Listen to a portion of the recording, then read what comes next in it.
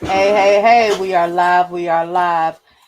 As you know what we do when we first come on. We're gonna go straight into a commercial and then we're gonna be right back.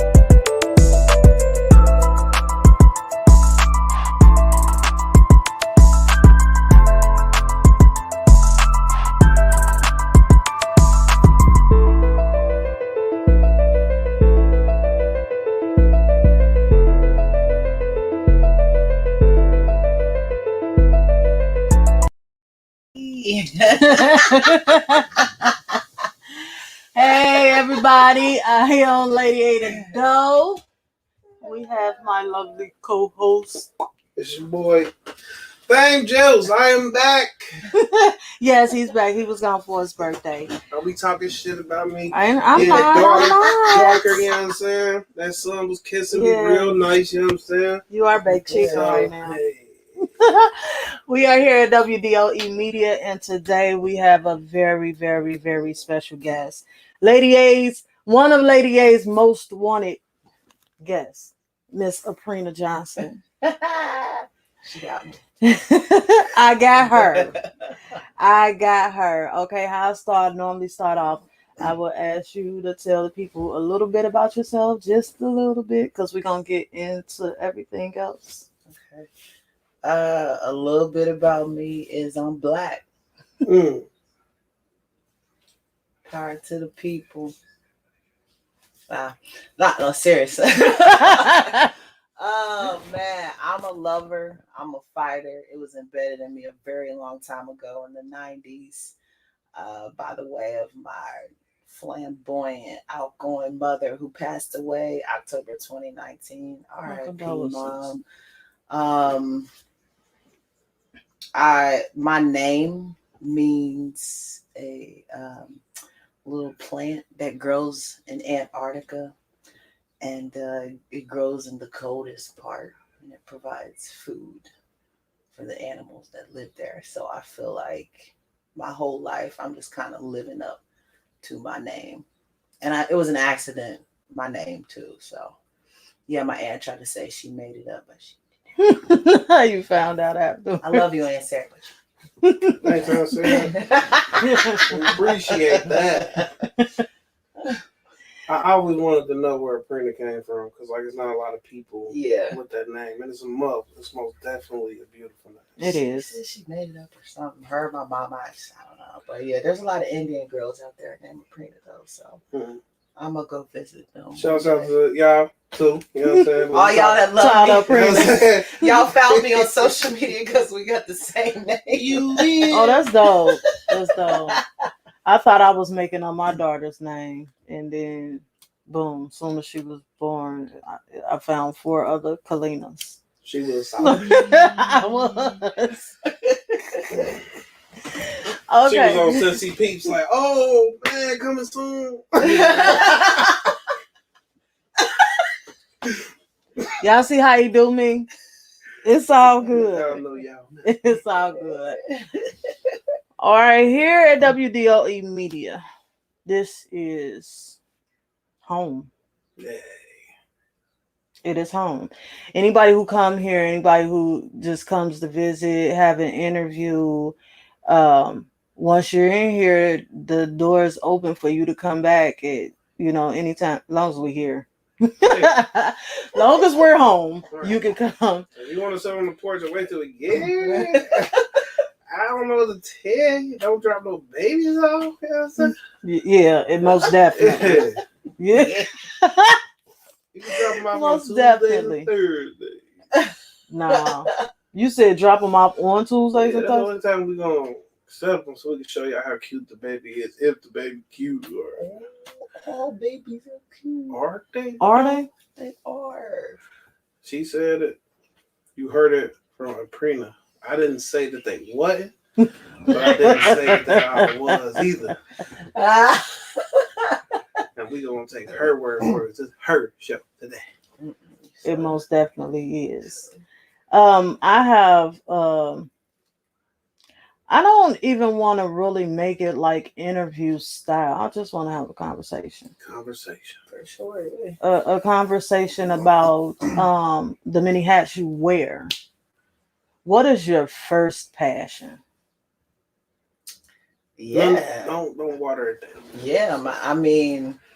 My very first passion was sparked up when I was 9 years old. And I done told this story so many times in like workshops and stuff that I do with kids, but I was playing with my neighbor a lot, and he had something. I don't know what he had. He had some kind of disability. He was very hyper. Zach, I don't know where you are, bro, but I would love to see you. Anyways, I went up to his crib for the first time. So we walked 3 flights up into this apartment, and I had always wanted to go into this apartment, which was just next door to my little house. Walked up in there. His mom was like half naked. She was on crack or something like that. I don't know what it was. Dad was in a seat, and he always rocked back and forth like this. I mean, every day, like that was his thing. So then I walked to the left of the apartment, and I can see Cincinnati through the back window, and I'm like, damn, this is dope. So I wanted to go back there to look at my house.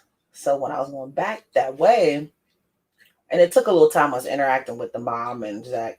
I heard a baby crying, and I was like, baby? All I know is Zach. Mm-hmm. And I see them going in and out to the store, and I ain't never seen no baby in the crib.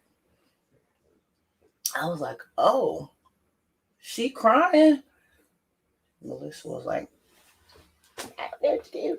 I don't know what to do. So I was like, okay, it's a baby. And I just saw the roof of my house and finding all kinds of new things today. So came back. I don't know if it was like days or a day. I can't really remember. Came back, and that second time, I just had this crazy idea. I was like, I'm going to ask her if I can take the baby down to my house. Because the baby been there, and she looks the same. I don't know what she smells like. The daddy's still sitting in the chair doing this, and you're still in here looking crazy. So I asked her, I was like, Melissa, can I take the baby downstairs? She said, yeah. And I was like, great. Got some diapers, some wipes, bottles. Went downstairs with the baby. And then before I knew it, I was looking forward to getting the baby every day after school. And there's a whole nother story behind that. But I would go get her, play with her. Me and my friends would play with her like a doll baby. We would feed her. I would clean her up. And then I didn't have her outside because I just felt like she shouldn't be outside. But I would have my door open where a screen door was open. And we would just be down in my living room. And my mom, she was so high, busy doing whatever she was doing. She didn't even look at me and say, what you doing with that baby? Nothing. She was just all up in her world. And so, yeah, that went on for a while, and then they disappeared. And I was really sad because I knew that her mom was doing something every day, and the dad was completely out of it, sweating, looking crazy with a mullet, cut off shorts, straight Kentucky style. And so I realized as a very little kid that there was definitely something a little different. I was looking at people differently than my friends were. I felt like even though we was all poor and living in very questionable situations from our parents, the way our house looked, everything, I just knew that I had enough capacity to bring somebody into my space, help them fix them up and push them on to another level. And so that was first, was learning to love people and take care of people. Um, and that definitely grew into a lot of different things. Second was the flip side of the story. The neighborhood that I lived in, if you was black over there, they sing this song.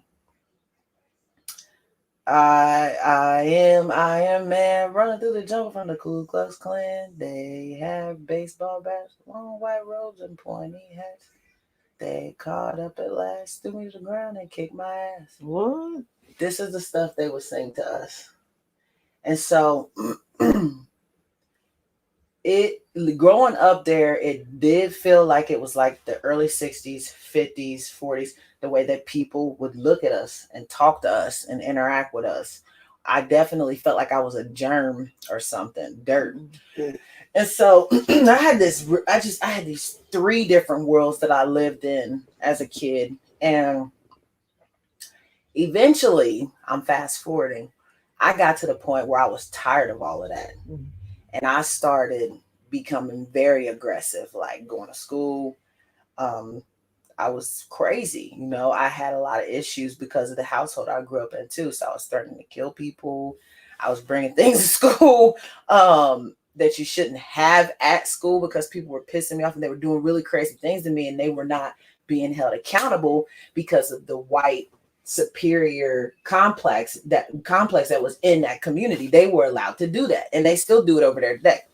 And so that aggression went crazy. Like I beat this kid with a belt, beat this girl with a bat, beat somebody with my fist. I did all kinds of crazy things. And I had to turn that aggression somewhere else because I watched my mom as a grown woman. She was 90 pounds. She took a 400-pound woman, bit her ear off, beat the crap out of her in the middle of the street. And my mom was grown, and I was like, I can't do that. I think I want to be as aggressive as her, but I need to do it differently because she was in jail. We was crying. We was scared. Police was always at our house. There's always blood. Somebody was smashed, beat all the time. So I just felt like I can't do that. I got to turn this aggression somewhere else. And so I feel like the aggression is a gift because I've been in situations where I've been able to back people into a corner and cause certain individuals to retreat on things that they're doing and turn it into a more positive, beneficial thing for people instead of an oppressive thing. And so I could go on and on and on about things, gifts and talents, but I definitely feel like compassion is a gift and my aggression is a gift. And music it was in my blood. Like literally I was making beats and stuff when I was little. I didn't have no beat production equipment or anything. I would just be humming stuff. And then I had a little piano. It had an MPC thing on it. It had a little turntable connected to it. You couldn't record anything. I would just make up different loops every day. And people used to tell me sing all the time. And I know I could sing when I sang a Mariah Carey song one day when I was little. I was like, I hit those notes. Maybe I can sing. And then my mom was like, baby, I told you, get over here and sing on this mic. Do it. And when her friends would come, she would get way more aggressive and try to make me sing. And I was like, Mom, I don't sing for people. I sing in my room. She was tripping. Take your ass upstairs. Right. Don't eat shit. Right. You ain't gonna sing. You ain't eating shit. Go upstairs. Get out of grown folks' business. You just told me to sing. You just brought me in grown folks' business. Damn. But yeah. Hey, we know about that. Hey. So go ahead. I'm sorry. When was how do you start becoming an activist? That's what I want to know. Like, how do one just decide, like, okay? Because the way I see it, being an activist is literally telling yourself, like, I want to save the world. Yeah. That's how I look at it. Yeah. Yeah, I all this is based in my childhood. I feel very blessed for everything I went through at that time. I did not understand why everything was the way that it was, but I have always been able to identify pain and discomfort in people, even when people look okay. I've always been able to discern it, feel it. Intuition was always a big thing for me. And so, because I started out as a kid and it's just been there every single year of my life, when oh man, I think one of the biggest moments was when my best friend, his name was Chris, he was autistic, and he fluctuated between like having regular conversations like this and then not being able to speak. It was sounds, and then he would seize. And it was really terrifying when he would seize. And the kids in the neighborhood, no, they do that little thing, laughing, and then they tried to come over and get physical with him. So I took this wagon and I came out the yard finally, and I just started trying to swing that thing. And I was like, I'm telling you, I was like, I'm going to use it. Like, y'all got to get out of here. Nobody makes fun of him. Like, that does not happen. Like, now y'all at the gate, when y'all was on the sidewalk in the street, that was different. But y'all at the gate now, y'all got to go. And so I just, when you live most of your life and people are always shouting at you, telling you who you are, when on the inside, you definitely feel like something else. And you get to see people just take somebody and crush them just like a piece of chalk, like all your life. It builds something inside of you where you get tired of seeing that. Number one, you get tired of it happening directly to you, and you want to be something or someone to go against that. And I think, like I said, it started for me when I was a kid. I got so many stories. Kid meaning 9 all the way up to like 19. And when I started working downtown, it started going deep.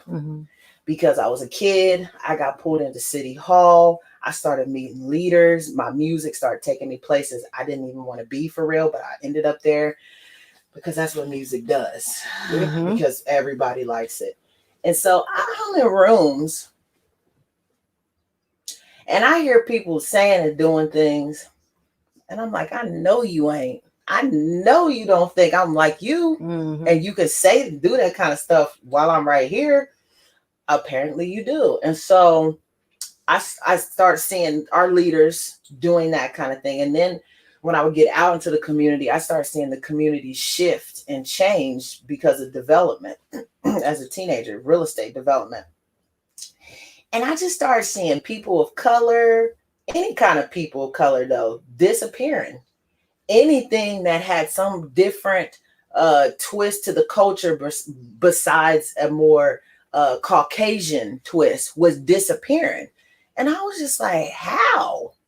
Why? Where's all the people that I love? And so I eventually got thrown into that sector and started learning way more about the who, what, when, where, whys, and hows. And I was so deeply disgusted. I was like, like we literally are still bound to wills and estates that were created when slavery existed, like slavery where we had shackles and we were being whipped and stuff. So I was like, man, it's all here, and we're just kind of being herded like sheep with a rod that looks like let me give you we'll build a house for you, and you got to go through this program, make all this, save all this money, and then we'll put you here as long as we can tear all of your memories down, everything that you came from, and build something totally different. There's like, we literally were duped into giving away our memories. I have to go back to that because it's very important to understand that. And so it got deep. I got to the entertainment world, being a black woman who wants to do positive messaging, in a world where record labels wanted to sign me, and they want me to wear booty shorts and dress a certain way, and the songwriters on deck want me to sing certain content. And I was like, yeah, I can't do that.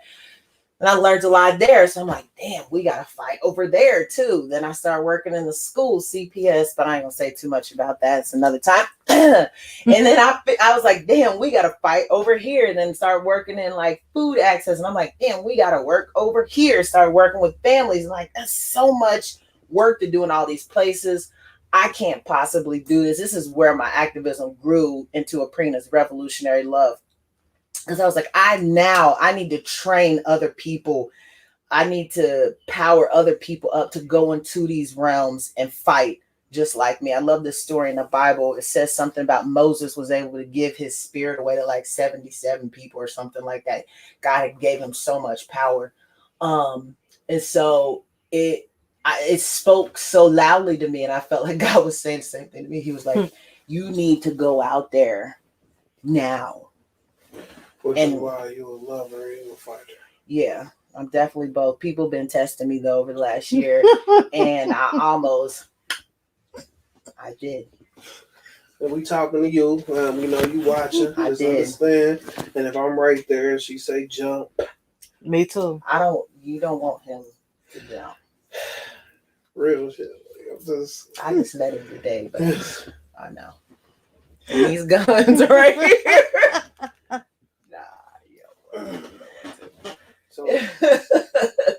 So I mean,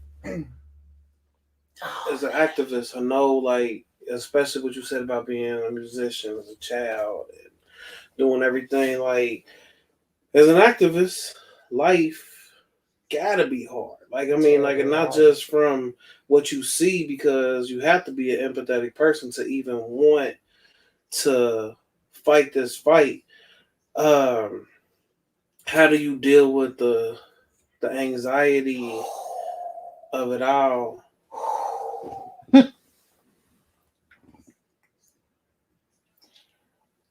Okay, this is gonna be rough. So we hear all these talks about mental health, right? And how Black people need to be more connected to their mental health, right?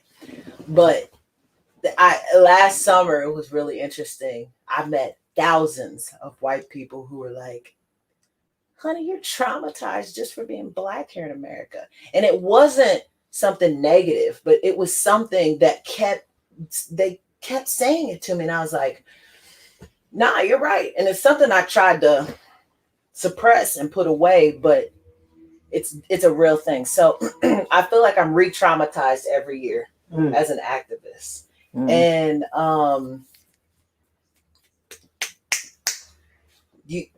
you can't fix that. The only way it could be fixed individually is if I was to step out of the fight. But being there, I'm willingly saying I'm like sacrificing myself. I'm taking arrows, bullets, laser beams. It's 2021, whatever. I'm taking all these different kind of shots so that other people can live life more freely, abundantly, have access to resources, whatever. And so the way that I deal with this is, obviously I've had therapists, I've had life coaches, I've had psychiatrists, I've had all these different people, pastors from all different kinds of denominations in my corner to be the well of fresh water for me during battle. And that, by the grace of God, that is one of the ways that I have survived and thrived through every little thing that I have seen. Being an activist is definitely like seeing one of your best friends or somebody like just get the shit beat out of them in front of you. You can't do anything about it at first, but you have to see the horrible, terrible thing first in order to do something about it. And that's the name of this game. And it is not, people say, I'm an activist now. As of last year, I'm an activist. And I'm like, no, you're not. I'm like, you are a straight newborn. And most people that were protesting last year, they were newborns. And I was telling people that, and everybody's getting mad at me. Like, I said, well, Black Lives Matter. I'm black. I'm talking right now. It matters. You are a newborn right now. Like, seriously. Because you say you want to do this, but are you willing to give up your blood, your money, your time, your degree? Or, I told people, they said, what can we do? Where can we give money? I said, go marry a black man or a black woman. Do that. Go, if you want to give money, give 50% of your savings to that business right there. Do the hard stuff, not the easy stuff, like $5-10 every now and then. No, do the hard stuff. Change your major in college. All of y'all who marched last year, go back and change your major and dedicate your life to Black Lives Mattering. Like, a lot of people don't want to go that route. They want to say it, and so I've lived it. And I'm always in rooms with people who say they're activists and they're like these corporate kind of people.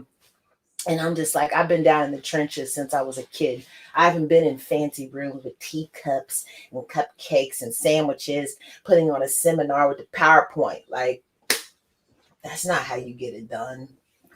I know that. So, anyways, I kind of went on a tangent, but yeah, that's how I kind of, my family, obviously, I have good friends around. And that's how I keep myself together. But yeah, I go insane. I have crying spells where I'm snot and I'm in my room and I'm like, everybody leave me alone. I'm in the bathroom, beat down the walls. I'm praying. Got worship music on one day. The next music, got some trap music on because I'm in there pumping myself up, getting ready to like. So I like it. Really, it's multi-tiered for me. Yeah.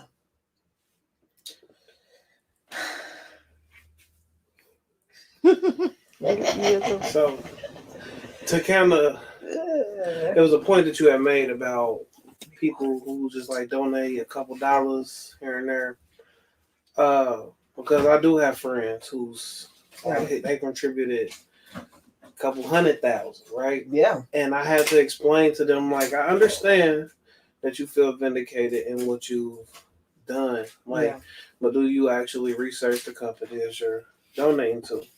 And when you are protesting, and for those 5 or 10 days where the protest is big, thank you. I always stay hydrated. It is most definitely hot outside. It is. But like my friends, when I say stuff about certain things, like, y'all protesting at the wrong places. You are not protesting in front of the governor's house, in front of the legislator's house, who are sitting in their houses all cozy. Because when it's going on, they're nervous for the first couple of days because they know that a person like me might make a post about it. Yeah. And then they're like, hey, buddy, can we talk for a second? No, we can't. Because I'm not for sale. Yeah.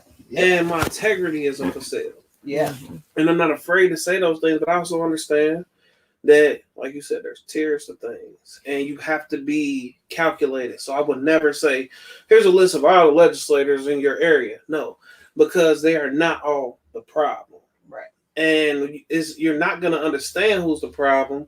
You have to just know that instead of being in front of this place to smash out a window, you need to be in front of somebody's driveway to make them like, oh my God, not afraid of their vote, but also to make them think about their vote. Like, who am I affecting?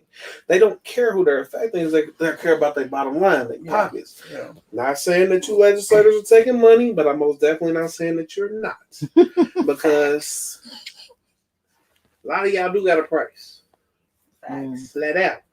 And when I see, like, we was talking about the protest for Robbie, you know, and she was like, Aprina reached out to me and she's gonna help me, and she was just like twinning over here. It was crazy because at that moment she was so frustrated because some people just don't care. Yeah. And we can say that they can care when they feel like it. We can give people a pass. Yeah. But you never like just knew Robbie. You didn't go up in Robbie's house and take him downstairs to your house and have him dress him up and stuff. But when you saw his story, you thought back on that baby and you was like, this baby need me. Even if this baby is not in physical form, this baby still need me. And that's one thing that we have to like, not even just all of us, people, period. We got to fight for our children, aunties, uncles, cousins, people who see stuff. You got to fight. Absolutely. You cannot sit back because being silent is complicity. Mm-hmm. At the highest amount of complicity, you are just as wrong, if not more wrong. Because if you walked away, you went to bed, and you were okay with that, that is a problem. Yeah, huge problem. It definitely. Try not to cuss so much. It Did I say some cussing? No, I'm trying not to. Okay, because but like I said, we're at home, so if you cuss, is fine. Lord. But I like he just like he just told you, I was ecstatic because the simple fact, you know, I'm so grateful for you. I am because it just blew me away because I was just prepared to go up there and just do whatever. You saved me. Mm. You saved my life because it ain't no telling what kind of trouble or you know what I'm saying, anything. You never know what could have happened to me and the people that I carry with me. You know, you never know what could have happened. Excuse me. And she told me. She told me it was like, you know, it's it's certain things you have to do. Like you have to get a permit and you have to call some people. Like,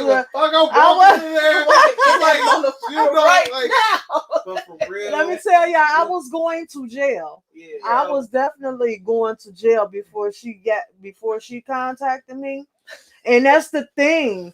Like we don't know everything. You know what I'm saying? So it's good to do your research and learn about things before you just dive into it. I'm so grateful for her because she taught me a lot. I still don't even know what she did.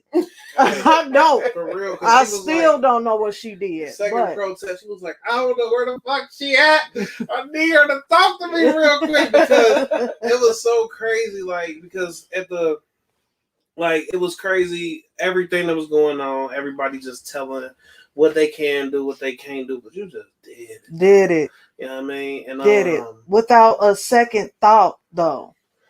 And I know her. Yeah, I know her. I've known her for a long time, but it's not like we converse on a regular basis. Like we know each other, but we don't see each other often. We don't call each other often or text often or whatever. But she reached out to me when she saw that my plans and what I was going through. She reached out to me and she told me like, I will help you, you know, and I didn't have to worry about nothing. Like she did it all for me. All we had to do was just meet her there. When I first heard it was the music, right? But over the years, like I always seen you just so explosive with your voice and who you are. Like I've seen you and I've seen your name a part of like, you know, just newsletters and stuff, and I'm like, dang man, she really doing something. Like that's a person who people should like. It's a shame that first of all, the recognition for you should be up there just because of who you are. Mm-hmm. You know what I'm saying? But because absolutely you ain't part of the cool kids, right? Mm-hmm. You know what I'm saying? And you choose and you care about your integrity. Tell them about your integrity. Just explain to them why your integrity is more important than a check. It's hard. First of all, I just need to say, I think about Robbie a lot. There is a song I posted on my story whenever I post him, and I do. It's called Black Boy Joy. Mm-hmm. I think about him a lot, so I needed y'all to know that. Integrity. I have not always been a person who had good integrity. I used to do very questionable things growing up because I had to create a safety net for myself. I love my mom so much, but I just didn't have the relationship that I needed with her. And I didn't have black um, influences in my life until I was about 19, for real. Like really strong, like coming in like an army. Um, but one of the first times I stepped out as a musician, I stepped into this office, this big presidential type thing. And the guy was sitting there at the table, and everybody's like, "This is the man. He can put you where you want to be." Da, da, da, da. And I was like, "Okay." I walked into the office, and he said, "Can you do a 360 for me?"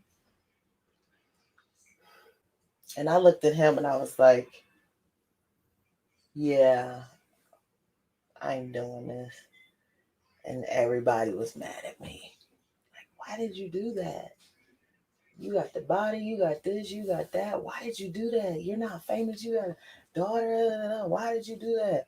And at that time I was young, so I was still impressionable to the point where I could have, but I didn't. Something in me was just like, I ain't doing this. Mm-hmm. That's when I was still out with the booty shorts and the bikini tops, trying to perform some positive music and periodically spit some bars to hurt some fellas. I was a mess. And so that was one time. The second time that it happened, I had been writing music a little bit more, and I had got connected with this guy who used to work with Babyface. And he accepted my little R&B songs. So I felt good because I was always in the trenches with all the rappers. I was at everybody's rap studio because I started out as a rapper. And so when he heard that, he's like, "Man, you can sing." And I was like, I never really had anybody tell me that I could sing like that. So, okay, I'm going to go with it. They put a little band behind me, had an opening night. It was called The Avenue. Is it still The Avenue in Covington? I don't know. It was called The Avenue there. It's probably something else now. It was the best venue I ever played in. And shortly after that, I was grinding, doing a little promotional work in Cincinnati. And there was a lot of questionable things happening with all the ladies. I love y'all, but y'all know what y'all was doing. I was holding back, telling y'all not to do it. I love y'all. We changed now. We married. We got kids and stuff now. I know. Anyways, I learned really quickly meeting all those famous people, because we always met famous people every weekend. It was crazy. That, damn, I was so valuable because my girls was just giving everything away. Mm-hmm. Wayne, Ricky Ross, Young Buck, Pimp C, met him. I swear it was real when he said that his necklace looked like water. It looked like water. I was like, he lying, they lying. But when I saw him in person, I was like, dang. But I learned how valuable I was through just watching what my friends were doing. And I learned really quickly that I couldn't be objectified. Even though I kind of wanted a little bit of it, I couldn't be. But a record label came to get me, and I was geeked up because they were connected to a famous rapper that I love so much. I ain't gonna say his name. I ain't gonna put the business out there. But they came up. They had a songwriter, a producer, vocal coach, and they started sharing the material that they wanted me to sing. They started saying how I was gonna be the next this and that and so and so. And I'll never forget, I was standing on the wall like that, and I just kind of slid down, put my head in my hands, and everybody's like, "What's wrong? You about to be a superstar?" And I was like, "But I can't sing that song because that ain't even my life." Mm-hmm. And I don't even want to speak that into existence over my life. Like, and I wasn't a very religious person then. Like, I felt like I knew like 2 Bible verses, and that's about it. But I just had some intuition, like, this is not it. It didn't feel bad. It just didn't feel peaceful. Mm. And so that's one thing with music. That's when everything changed, and everything was all about lifting and healing and scrubbing out and yeah. empowering. All the music just started becoming that. With people, there's a lot of people who try to pull me in directions to do weird things. There's a lot of people that try to set me up. There's a lot of people that try to backstab me. They try to manipulate me. I ain't gonna say no names. But being in rooms with them, fuck y'all though. being in rooms with y'all taught me so much. I thank you. Snakes, devils, spiders, lizards, cicadas, jeepers, creepers. We go on and on. But I learned a lot because I would see how they would hurt each other. Mm-hmm. And I saw how deep the hurt was. And I was like, I've been through enough hurt in my life, so I can't do that. I can't even get on a boat with y'all. Like, I can't do it. And so my integrity was birthed from not wanting to be re-injured, wanting to have friendships with people though. Like, not, I'm an extrovert and I scare people sometimes. I know that because it's like so much. But yeah, I want to make sure that that door is always open. And I felt like if I started doing what they were doing, that the door would close. Mm-hmm. And that my opportunities would also close. And so I was right. I feel like God spoke to me a little bit after that. And he was like, this is how you are going to get blessed, by doing this. If you go outside of that, the blessings will disappear. So yeah, I felt like that because I mean, what I do is basically like working in a male dominated field. Yes. Oh my God. And doing some of the things that I do as far as work or whatever is always been hard. Well, it was hard getting clientele or whatever because I was up against so many males doing it. And but I always look at it like, you know how people use the team phrase, we're a team, and you know what I'm saying, things like that. Like, I absolutely hate that word. I do. I can honestly say that because, you know, I feel like there's a motive.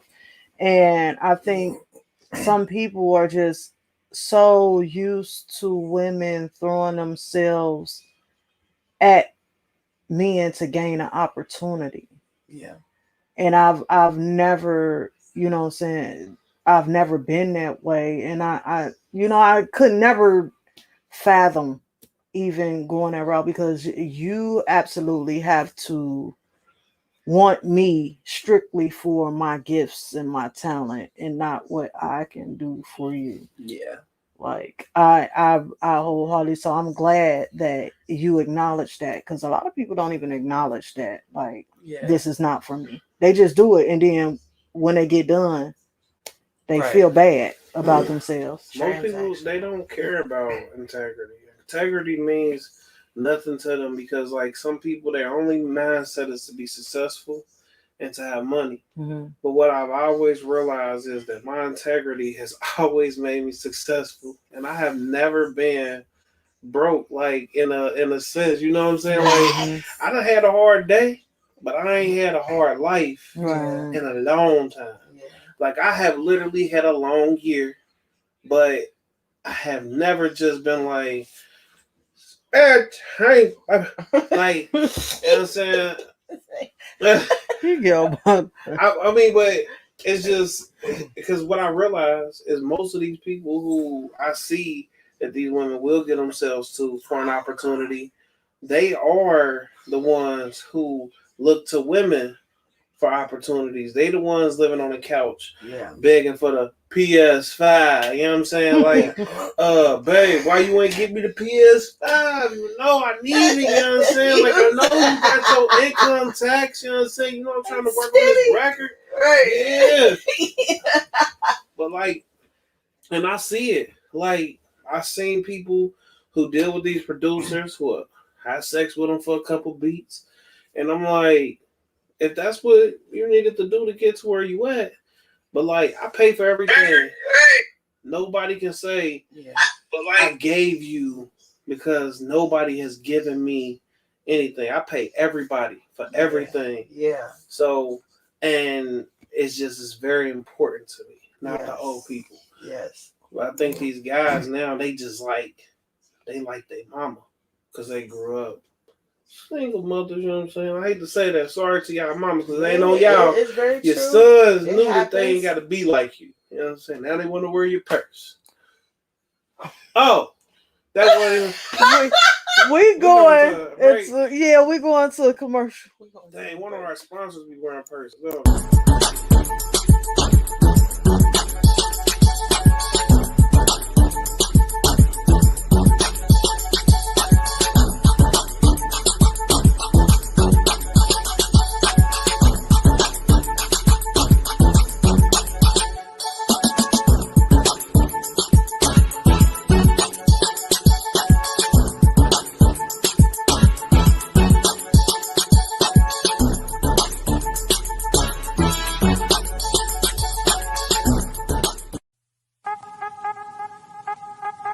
Are you suffering from dry scalp, hair breakage, thinning of edges, or just overall unhealthy hair? Well, you're in luck. Go from the big chop to long flowing locks with Skull Marker's Hair Crack. Hair Crack is an all-natural hair growth stimulant that adds moisture, repairs roots, prevents breakage, and promotes healthy, fast-growing hair. And fellas, it even works on beards. So many people are giving great reviews and testimonials about how Skull Marker's Hair Crack has given them their confidence back from its amazing results. Skull Marker's Hair Crack. Get marked. Contact us to place your order on Facebook at Skull Marker or email us at skullmarker@yahoo.com for life-changing results.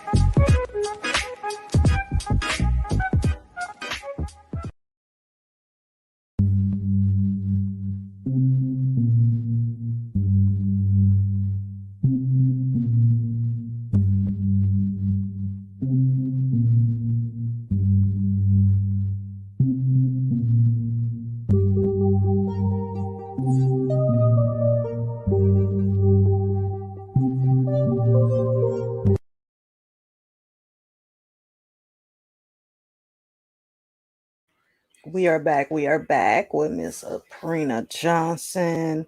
I want to show everybody something, and then I want you to talk about it.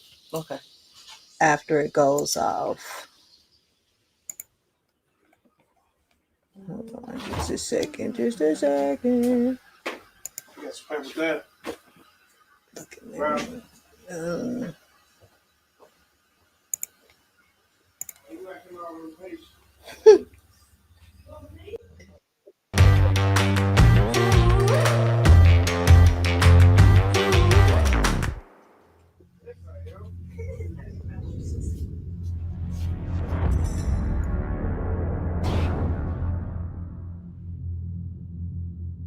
Here's what's coming up on this season of Shine. She's still here. The one that we voted no? So high, so high.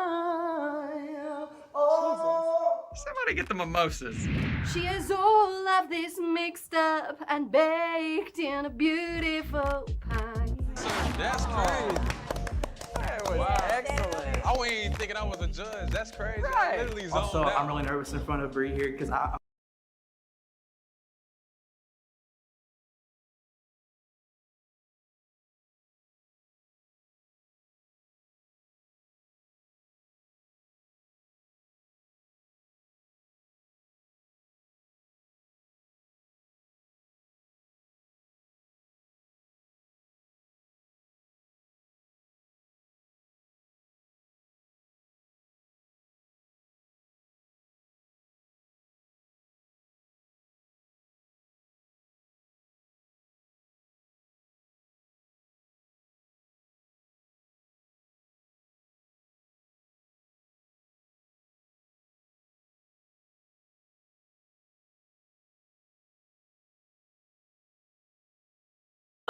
excited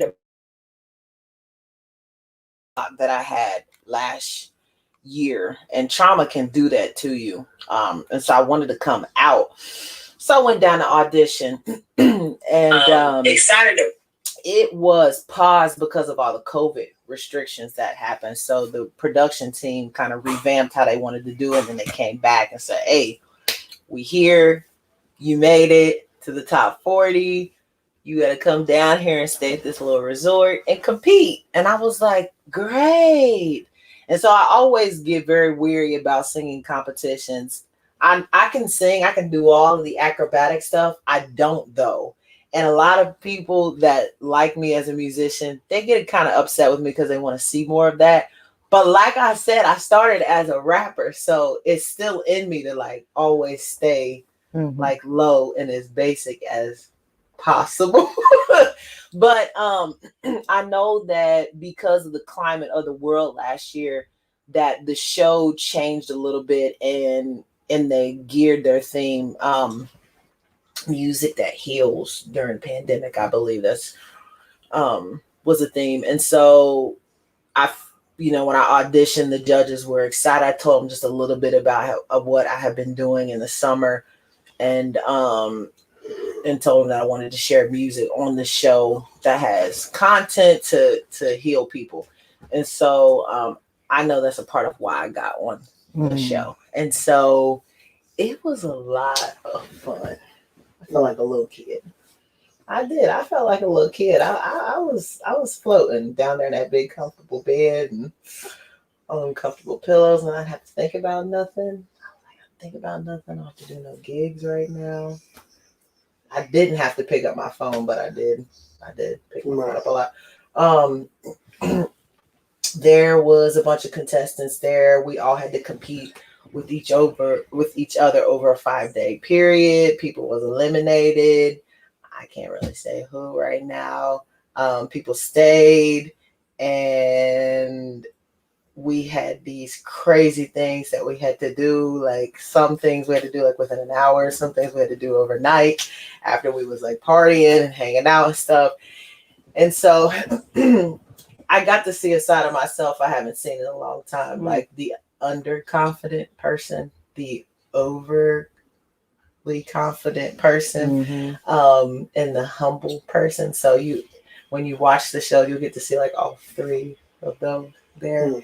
And what I love the most about this is being in a vulnerable position, because when I do community outreach and stuff, I'm strong. Like, I'm always hired as like the expert or whatever. But in the music realm, you get to see a totally different side of me. Like there is a very strong side, but there is a side where, you don't see it. You don't get to see that. So I don't want to spoil it too much. I'm going to just need y'all to subscribe over there to Brandon TV. And when you do that, Shine Season 3 will pop up. And my audition actually airs this weekend. Okay. Yeah. I don't know how good it is, because that day I remember this. They didn't record this. I was so tired. I was so tired. I tuned my guitar wrong. And I was knocked out. And they came out and they were like, hey, I heard them talk to my husband, like, hey, she's next. You're next. And I'm like waking up out of the fog, and I just jump up. Yep. I jump up and I walk in there, and they're like counting down. They're like, the judges are there looking all dope and stuff and makeup and gloriousness. And there it is. Go subscribe. And so I just went in there and did my thing. So I'm not really sure how good the audition is. I think I did spit some bars, and then they were like, we want you to sing a little bit more. It's fun. So when does it come on? So it comes this Saturday at 8 or 7:30, one of those. If you get on my page, you'll see the update on there. And then I believe they even have updates on their videos on YouTube as well. And so you can go on there, you can fangirl and fanboy with some of the other artists on there that are also really good too. Some of y'all was fake on there, but I already said that on camera even when I was there. So y'all couldn't do nothing with me when I was there. They can't do nothing with me now. I speak my mind. I'm good for reality TV. People are like, you're such a great actor. I said, I'm not acting. This is real. Reality. So I'm gonna put a portfolio together and just throw it out there in the reality shows, because they need some revolutionary love. What is revolutionary love? So a lot of people don't know this. I felt like everything that I was doing as a young person came up to a culminating place when I got into a relationship with God. And then I felt like God was speaking to me about my dad who adopted me and saying, like, I brought him into your life to show you what agape love is, what sacrificial love is, what unconditional love is. So when I brought you over here to teach you about Jesus, not the white Jesus. Gotcha. When I got you over here to teach you about Jesus, you would understand that this type of love being in the world is the way. It's the only way. And so that like I already had intuition and I already had energy to love on people, but it went to a whole nother level when I was like, thank you, Jesus. Thank you, God. Not really sure about church people. I like the Bible. Y'all not really living up to some of those adventure stories, whatever. We ain't gonna talk about that. No. But I was just like, dang, I feel like somebody out of one of those pages in this book.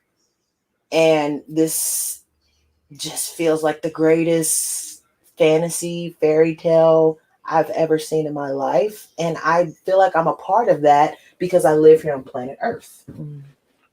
But it's actually real. It's not fantastical. So, yeah. So basically, I started so me and my friend had a band. It was called Agape Alive, which is agape is a style of love. There's like 5 different styles of love: Filio, Storge, Eros, Agape, and there's another one. Just Google it; it'll pop up.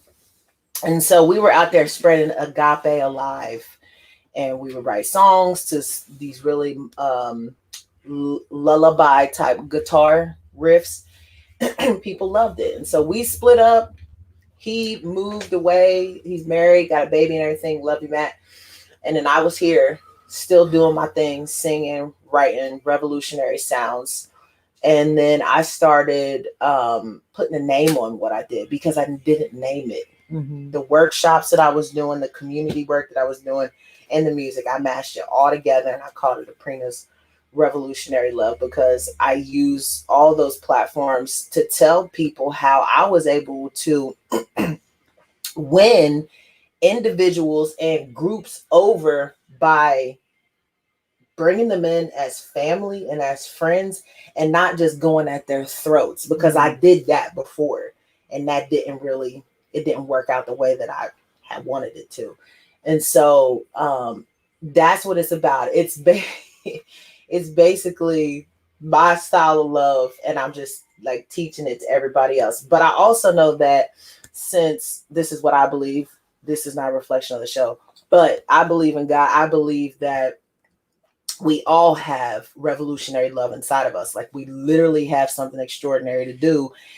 And so I just feel like I'm a person who's supposed to tap on everybody that I meet so that their revolutionary love comes out too.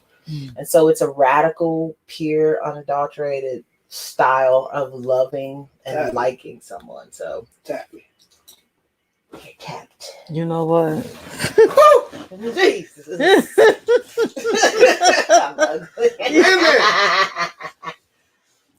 I have a video I want to play.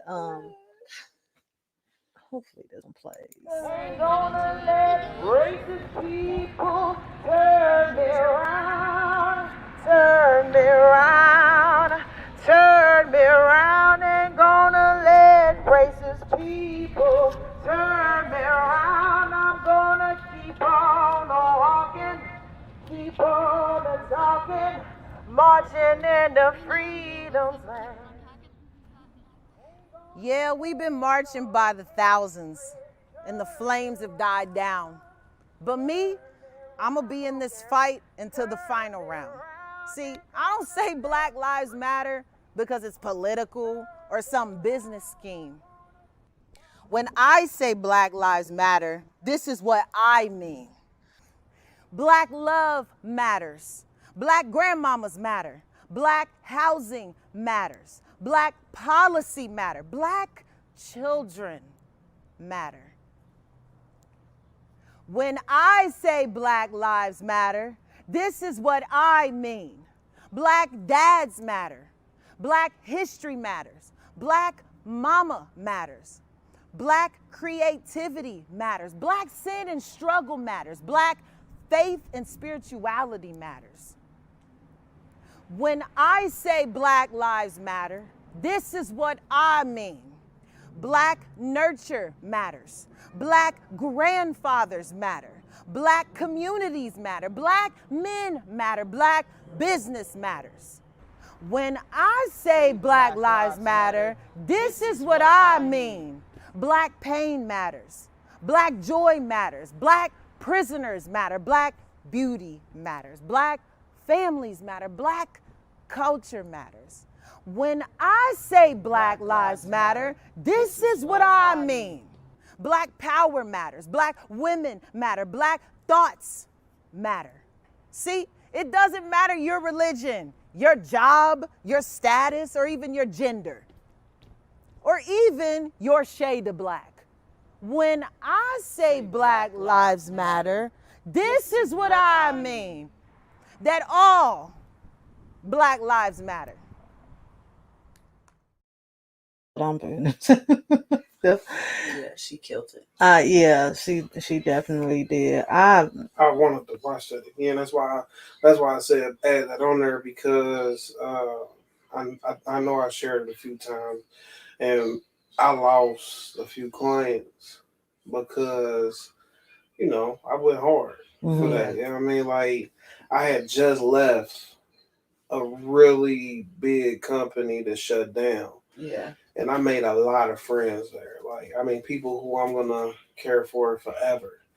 And some of those people who I met in those few years working at this corporate job that I had never worked a corporate job in my life, right? They were totally dope. But a couple of the people said things, and you was like, and this is where I knew our friendship had to end, or whatever I thought we had to end, when they justified it with, like, well, Candace Owens said, or God, those little twins, them dudes. I don't care to say their names because I'm gonna hurt them one day. And the thing, like, they laughed at so many things. Like, they laughed at it like it was like, y'all black, bro. Like, y'all got these followers, but trust me, they not fighting with you. They laughing at you like But I lost a client, and all she told me, and this was a black client. This wasn't. Yeah. All my clients are my whole roster is nice, right? Yeah. But she said that she fought her whole life to get to where she is, and to be represented by a person like me who feels as though the system is the problem. Then it must mean that I'm the problem. I haven't really risen from where I'm from yet. And first of all, my mother hates it that when I get mad that I cry, right? I was so angry that I could not speak, and I had to cry first before I said what I needed to say to her. Yeah. And she didn't see me cry. She'd never get that, but so I called her and I said, hey, I appreciate the time that you invested into my company, and I agree with you. We should part ways at this point. And her company did not make it through the pandemic. It did not make it. Not even, I want to say, 2 days after me and her had that conversation, something happened to her front window. People came to her aid, built it back up, but her company just didn't survive through that. And I still felt for her. Right. And that's what I try to explain to people, like especially when people who don't have the skin and your skin, they don't, and then y'all are women, y'all are even more, y'all black women, y'all even more oppressed than the most, right? You can never tell me that this happened and look at it. There's no way you can make me look at life. Like, I know what I feel, and I know that things are changing. I know that the world is like, so they don't want to make it seem like they want to, like, it's racial, Yeah. but it is. Oh yeah. The TV shows are even more racially driven. Now they want you to remember what happened last year every day. They want you to, now they bring the Asian children into the TV, and then it's like, oh, and I feel for them, right? But nobody ever actually feels for us. Mm-hmm. Like, when a mother loses her child, I grieve their child. That father loses his child, I grieve them. Yeah. When we go to St. Jude, we go to all of these places where we deal with these children who got cancer and stuff. Yeah. Their pain is literally mine, right? When Timothy Thomas died, Yeah. people said the most gruesome words that I never heard in my life. And all they asked is, why are y'all rioting? I'm like, we're not rioting, we're protesting. Right, We are not rioting. Like, yeah, there are kids who's pulling people out of trucks, but that truck where that man got pulled out, he said, fuck Black lives. Mm-hmm. It's like, I work, this is my city. That was his words. I said, oh, take care of him, have fun with him. I said that, my apologies. I didn't pull him out the truck. I had to sneak back in the house because my mama found out I was down, so I had to stay out of the camera view. I was just like, you know what I mean? My mama finally found out that I was down there. It was a few years later. She still wanted to give me a whooping. She still wanted to give me a whooping. But since I was a little kid, I realized that, like, empathy is, like you said, like what you was going through is like a gift and it's a curse. Like, it's literally so hard to deal with the things. Like, I remember my uncle was like, you should be a pastor. And then I started talking about something else. He said, you shouldn't be a pastor. I'm so passionate. And when I meet people who, like, even her, like, you know what I mean? Like, sometimes I'd be like, damn, like, because me, I'd be like, hey, I be right back, y'all. Be right back. Y'all good? Everybody needs something to drink. And I go, whew, all right. Y'all ready to do this shit? But Lady A had this really, really great idea. And it's been hard because a lot of our vendors have not been able to make it through the pandemic. So some of them, they're on backlog right now. Yeah.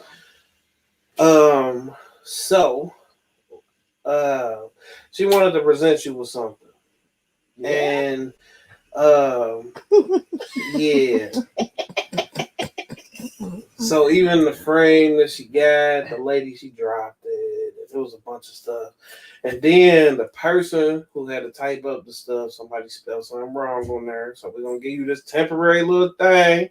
Oh, okay. It was me. So, I almost lost my job today. Oh, I know. But this is going to be bigger. This is what we wanted to do because this is what she wanted to do. And she had to make it for you. You know what I'm saying? It was very, very important.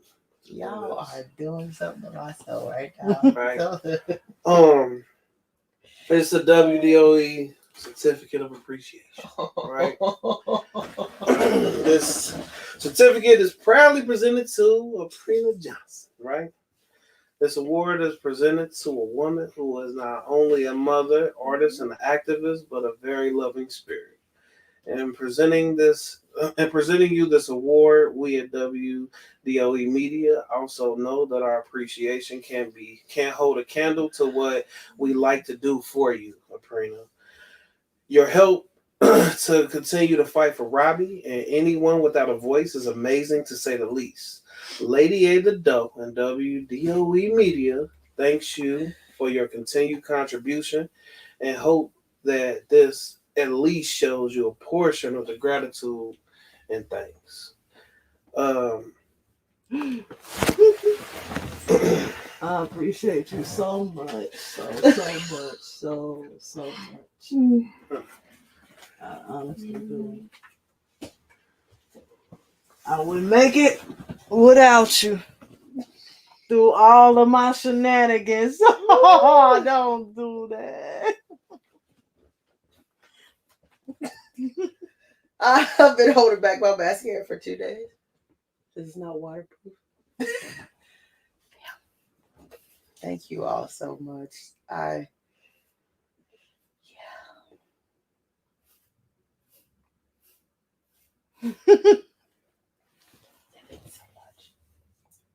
Can we show the people? Oh, show them, baby. Gosh, got this, y'all. Make sure. I've never got an award for anything like this. Really? Yeah. You Because I'm deserve it. underground. Just like you were saying. I don't try to go for the limelight, and people are like, you're on the news and stuff and newspapers, and I'm like, it just happens because people want to talk about things. But that's, I don't even work like this. I'm gonna put this up in my living room. You deserve it. You. Oh man, I got lots of emotions going on. You are such an inspiration to me. I've always admired you from the moment I met you. I can't remember when we first met. Super talented. It was a long time ago. No, it was he's Dubai Almighty now. But Tay Dilly, he had an event. I forgot where it was. Yeah. I love you, Tay.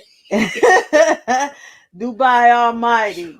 Shouts out. But that's how I met you. She performed. She had her guitar and stuff, and I was looking like, who is she? Oh, I do remember that. I think I have pictures. I think I took pictures that night. I'm gonna try to find them. But you made my free hugs flyer for me. Mm-hmm. And I remember I had got picked to sing at Self Diploma's concerts, and I had that whole free hugs thing going on. A lot of people was hating on me for that. That's cool. I can't hug nobody right now. But I'm gonna do it again. She got a hug for me though. Tell me, how do that feel, like not to be able to hug your people? My Amy told me last year, like, baby, you ain't gonna be able to hug me for a long time. I remember it was like my birthday. She was like, "Oh, I give you a hug through the phone." It was my birthday. I was like, "They letting you get your hair cut." She's like, "You can go get your hair cut all you want to. You can't hug me, baby." I'm like, I was upset. And me and my dad were a lot alike. And so we had a lot of choice words, didn't we, Dad, together?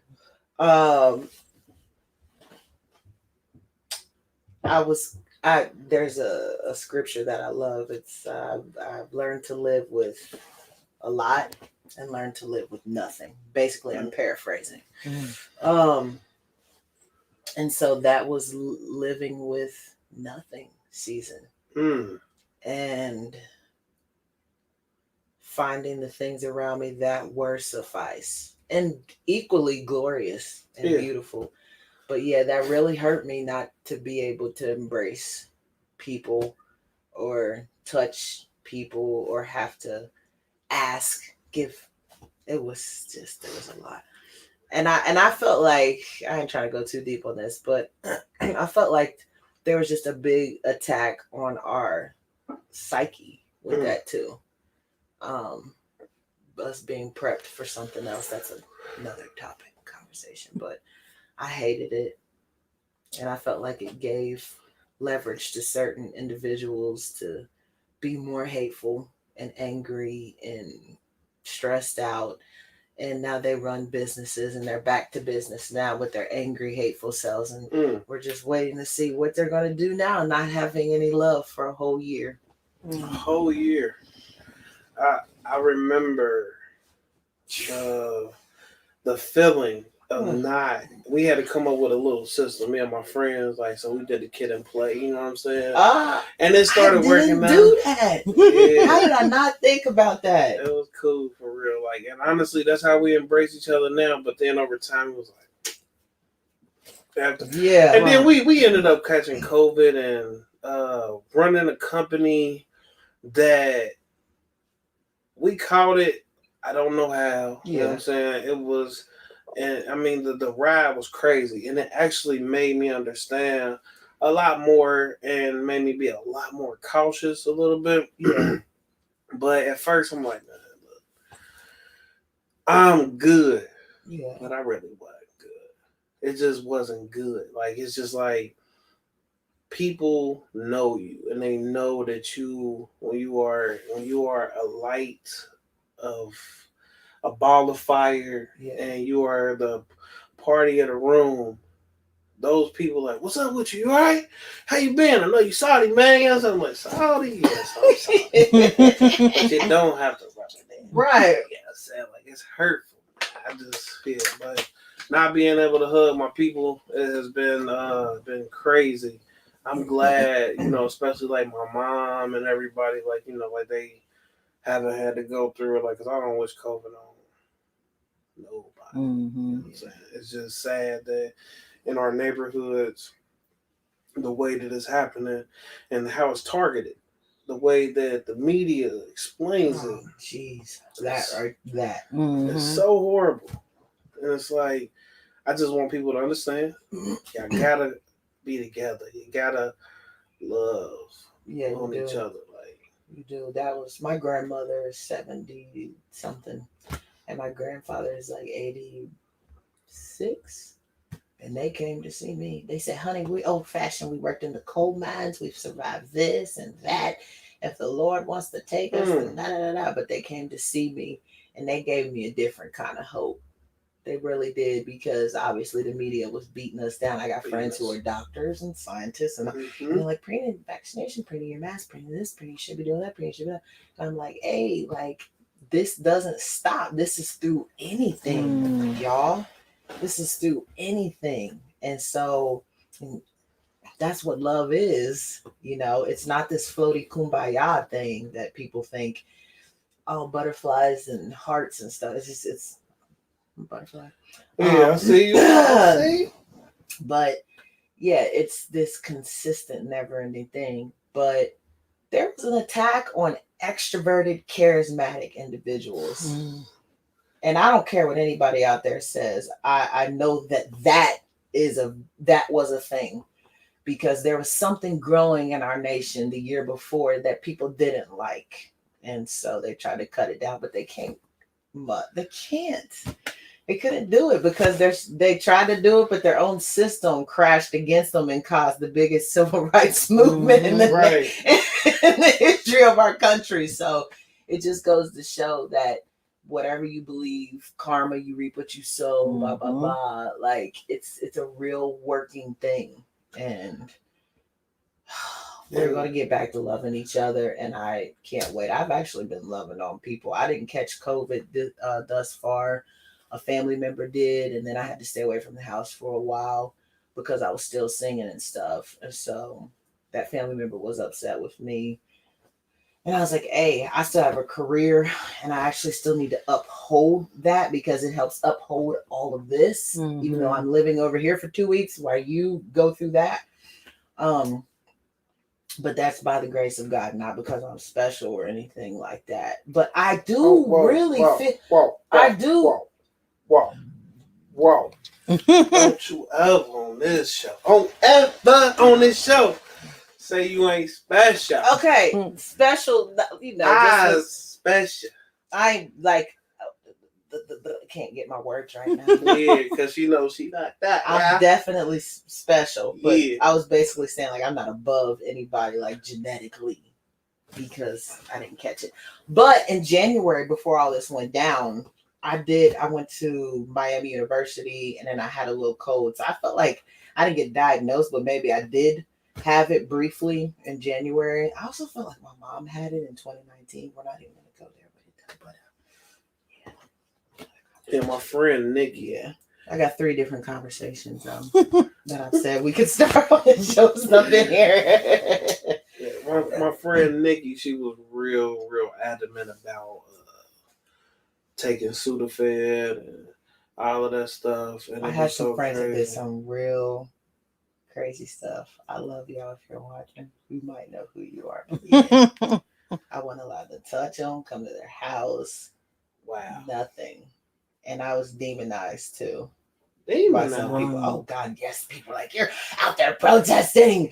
You're a super spreader. Yeah. And I was just like, please, white people, chill out, man. And then my black people, why are you protesting? Oh, look, it was so many black people that I was trying to educate about what was happening while they was out kicking it. And I was just like, man, y'all don't understand how much power we have to take everything back right now. All the way back. Just get our together. Mm-hmm. But yeah, that like I had some people throwing some shade on civil rights movements and things like that, and saying that it doesn't matter. That there was 2 fights that I was fighting during that time, trying to help white people understand that this nation is a nation that they created. We can't fix a problem that you created. You need to fix it. We're just standing up telling you, and we're actually fixing it right now. But the real fight is to wake up black people who are not woke up. Right. And that right there was. And one thing I do want to say, especially to the people who are actual,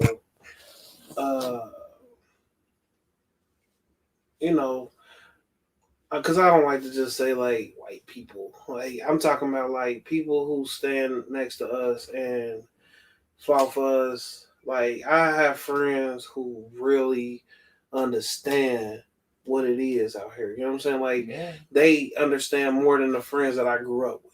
And that's the part that's sad to me sometimes, because it's like I can call my friend and she gonna tell me, Amos, you beautiful. Like she'll just tell me that, like, Brandy, I love you. She always tell me that. And like she is a beautiful person. Like she just fight for people. Yeah. And it's like her husband, he's a great dude. Like it's just like, that's my boy Five. We do music together too, you know what I'm saying? But like it's so crazy, like what I've seen over these past 2 years.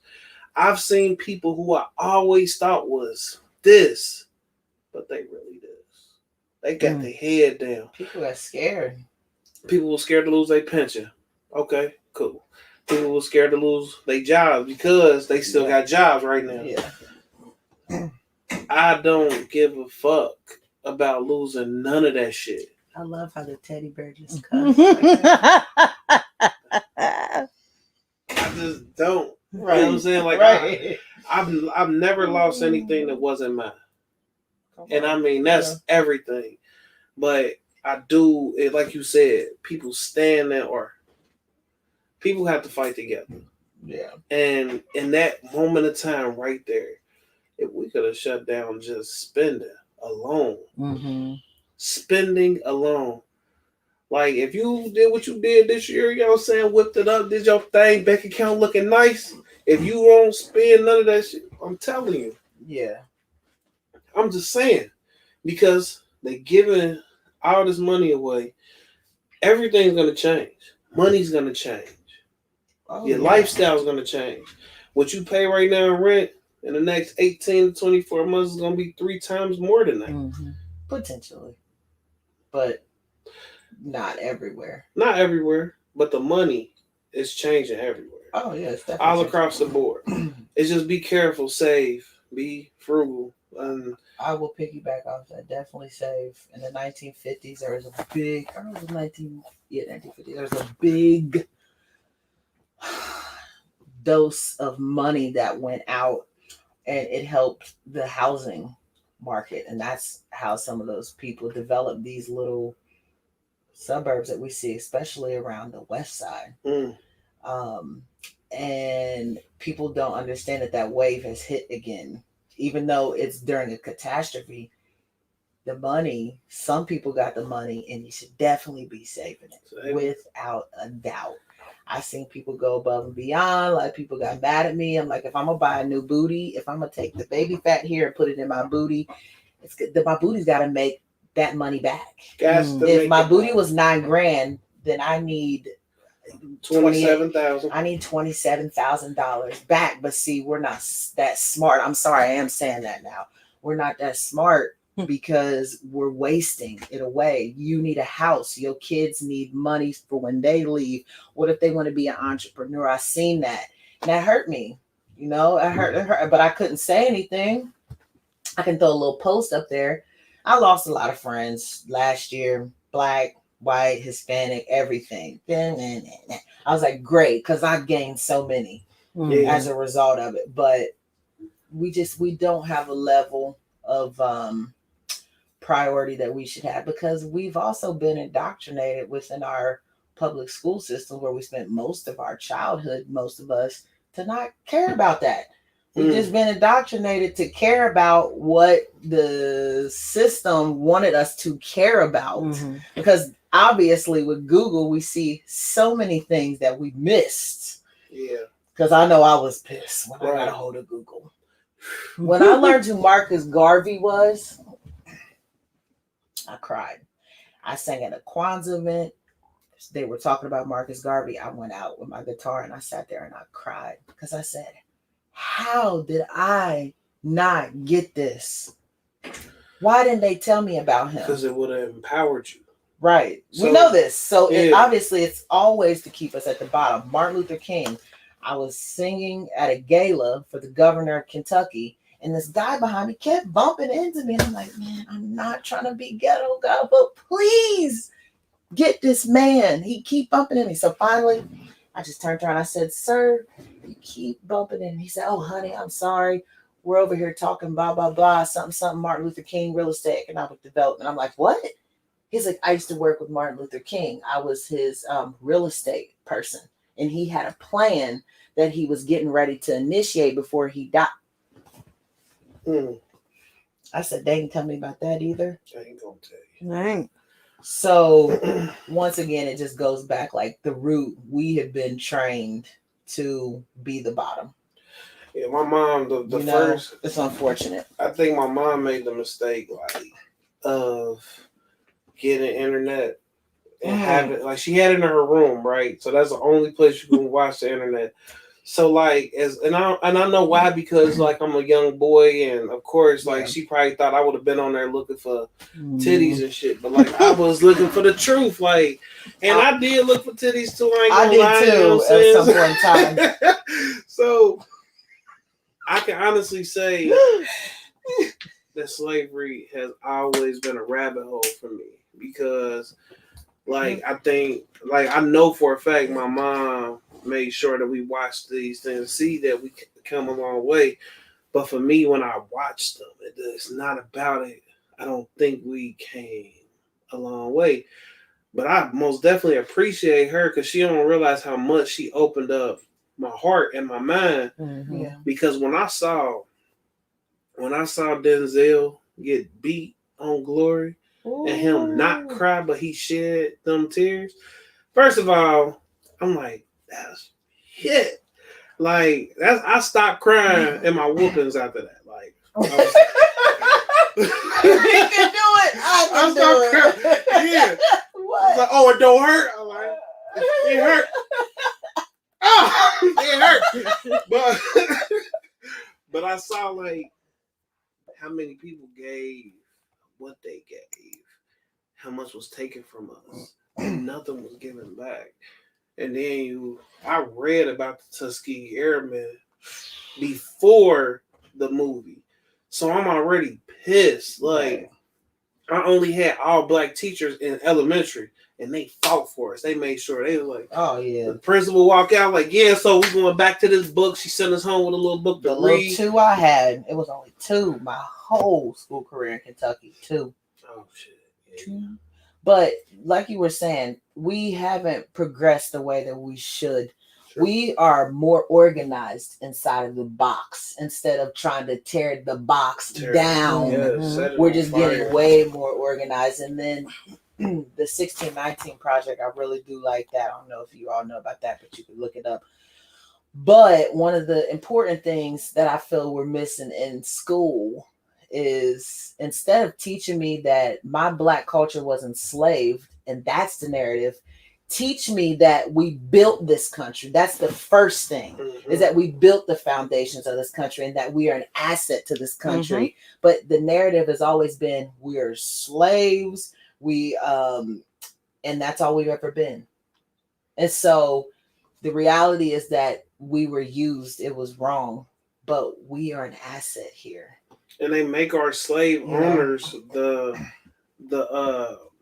hero. Oh, they glorify them. Yeah, we get to know about Master Johnson. Yeah, and I'm just like, nah, like, and that's we can go so deep into that, but no, I feel like there's a big change coming, and we do need to get so deeply prepared for it and form a better coalition of Black leaders and thinkers and wealth builders like we've never had before, especially here in Cincinnati, where Harriet was going back and forth like, my God, let's respect this woman. Please. And bring all that back up and make this a place of freedom versus what people are trying to do to the history here, which is wash it away down the Ohio River and Rumpke. They're trying to throw it all away. Yeah. So I love my city. Me too. I love the culture here. I love the people here. Sometimes it's very disheartening to see the anguish that people portray upon, that they display upon us. Like, you see me do something good, you might laugh at it, right? Yeah. But I didn't do it to make you proud of me. I did it because it's what I believe in. Right. So and then it's like, well, I try to do this too. I'm like, well, that don't mean you kick me when I'm down. Right. That just mean just respect what I'm doing, and then just jump in, do you, like. that moment you hurt to celebrate some life, and this is truth right here that a lot of people don't even want to admit. The moment that you hurt to celebrate someone else, you just open the door for yourself to walk into something that you've been wanting for a while. And it's a continuous pattern. But obviously, like I said, that's not been embedded for us. Yeah. And then to genuinely just be like, damn, you came from the mud. Okay. Don't know how you did that, but wow. Thumbs up. And you know what? In this culture that we're in right now too, it's strange because social media, you don't get to see the backstory of people. And people don't want to be authentic and tell the details of how they got where they got. So when they do post something up or they keep posting things, people don't have context. Some people are different. They need context. They can't just be cool about somebody else making it or doing something. But I also feel like we definitely have a responsibility to share with people where we came from before we got where we got, because there's so many social media influencers right now. I don't know them. Who are you? Right. Your last picture is of your hair being down your butt crack. Can you tell me how you got? Can I learn about who you really are? Your family? What is it? Did you fake it to get? What is it? I want to know. So yeah. We have a few comments. What up, yeah? Dusty Lewis, he said, that's my sis right there. Oh, that's my guy. These are older. These was like when we first started. Oh, okay. Who is this? Obsidian. This is a comment from YouTube. Thank you, Floyd, for keeping the 6 feet distance during COVID. I don't know what that Shut up. That's about. Somebody just who doesn't have a good life. Danny Don't DJ hide it, Hood keep it on there. said, "Great story." Who said that? DJ D Hood? Yeah. That's my brother. I like that metaphor. Being a well of fresh water to drink from. It's been good, man. He got some emojis. She said, "Not the cicadas."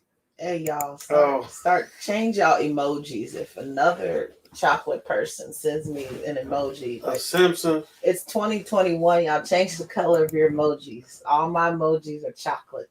Okay. Yeah, mine is too. It's this chocolate right. This I don't understand this. This is somebody always playing the victim. So easy. Biden's said, America. I guess I'm responsible for the 70% of black babies born out of wedlock. I don't understand what that means. No, you're not. Always playing a victim. You definitely ain't playing your part, Leo. Make me go back on every comment. Right.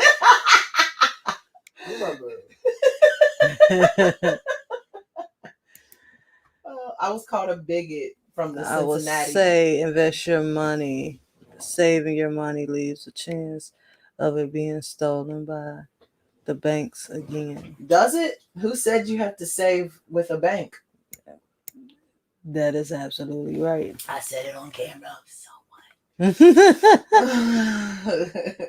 But that's the way I despise banks. I really do. Yeah, I mean, and I understand the whole system is definitely it was created by white men for white men. I just say it exactly how it is for what it is. My dad's a white man. He taught me a lot of things. 50% of my family is white.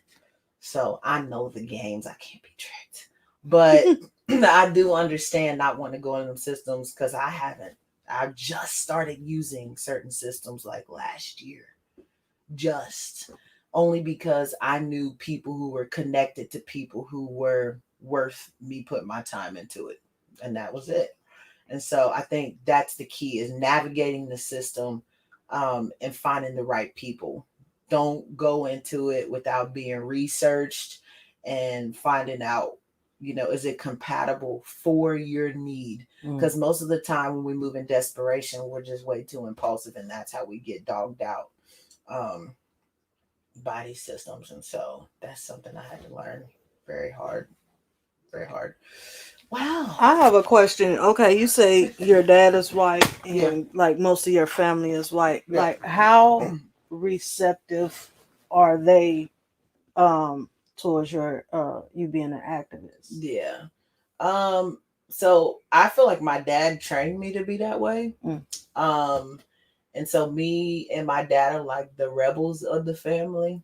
And my grandmother she's typical. She's like, baby, I pray for you every day, but I just don't. Honey, it's not safe, honey. I don't think you should go. But my family has gotten to the point, my dad's side of the family, they support me. They love me. It's the other sides of the family that have a problem. It's I don't want to specify right now, but it's the other sides. And it's, this conservative Christianity that they stand on, which is not, I don't think it's the right thing at all, but whatever. And they don't feel like justice should be portrayed. I'm sorry. They don't feel like we should be going about getting justice the way that we're doing it. The picture's not right for them.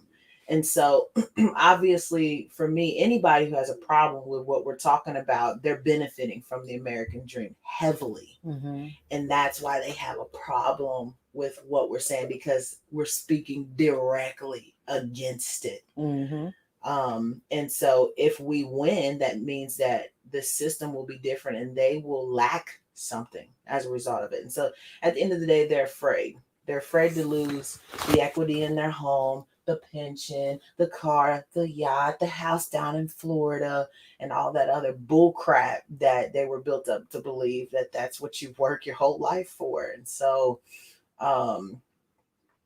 At this point in time in my life, I have stopped dealing with certain family members, and I don't have to deal with them ever again at this point because I've had like thousands of people replace you. So that's how I feel this point in time in my life. I want to live an extraordinary life, and they live a mediocre life, and that's what they want to do. That's what they are going to do, and I'm gonna let them do that. Right. And I still love them. If I have to see them, I duke it, I hug it out, I laugh, I'll fill back a glass of wine. I'll twerk a little bit if they want to do that too. But that's it. That's it, because I can't do what you do, and I don't ever want to do what you do. I lived around people who did what they did, and they hurt people. When you're holding on to the American dream like that, when you're fighting for it so hard, you're selfish. You're very selfish, and so I don't. Yeah, it really is. I don't even. Man, this lady was like, "I'm just worried about the violence." You guys are rioting. When did we tear down anything? Because look, it appeared to me we didn't tear down nothing. Mm-hmm. I guess all black people look alike, right? Now Asians look alike, I guess, because we didn't do that. And like we said earlier, there's a difference between protesting, rallying, demonstrating, and rioting. Yes. There's a difference. But they're too busy working at the bank or whatever to keep the paycheck going, to sustain the house and the car and the image, that they don't want to look into what we're really doing.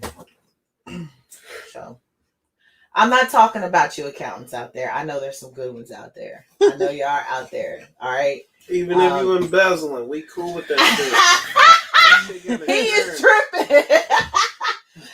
I'm not good with that, but I know there's some good people out there.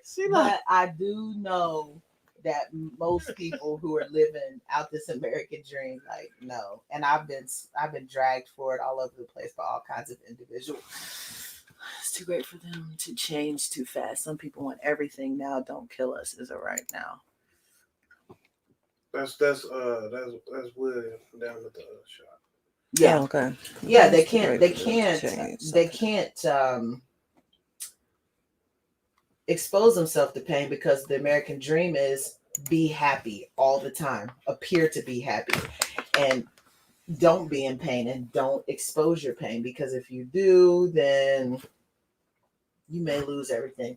But that's why the people who go through some of the most craziest things in life, we're able to step out and be the greatest leaders of all time, because we understand that pain comes with the territory, and we're not trying to run away from it. Where's Leo at? Can he come back on? Leo, are you still there, Leo? Where'd you go? Let's actually have a generative discussion instead of just dropping, little comments and then leaving. That doesn't do anything. I love to hear more about your background, what you do for a living. But nobody wants to have a real connection, especially people who post things like that. So, yeah, I think some people just troll. There are so many negative people out there that, I mean, they're so miserable that they rather attack other people or, say little bullshit on statuses and everything, just to belittle somebody because they're hurting inside. Yeah. Little dicks. Oh God. I'm done with Everybody you. Got big balls on the internet. Everybody hard as fuck. And I mean, yeah, I'm still. I can't stand. Look, at the end of the day, and at the beginning of the day, and in the middle of the day. We're squeezing the couch. What is wrong with him? That's my co-host. It's true. My mom used to talk about that when I was young, and I used to just say, "This is so inappropriate. Why are you saying that?" She said, "Because they got little videos, they got big ones, and that's why everybody's fighting." And I'm telling you right now, he's like, I just be like, "Mom, what?" Wow. I would have loved to have had her on some of these interviews. She was such a character, man. William said, hurt people Facts. at Amos. Facts. Yeah. Oh, yeah, that's for sure. Yeah. And we talk about that all the time. Like, yeah, hurt people most definitely hurt people.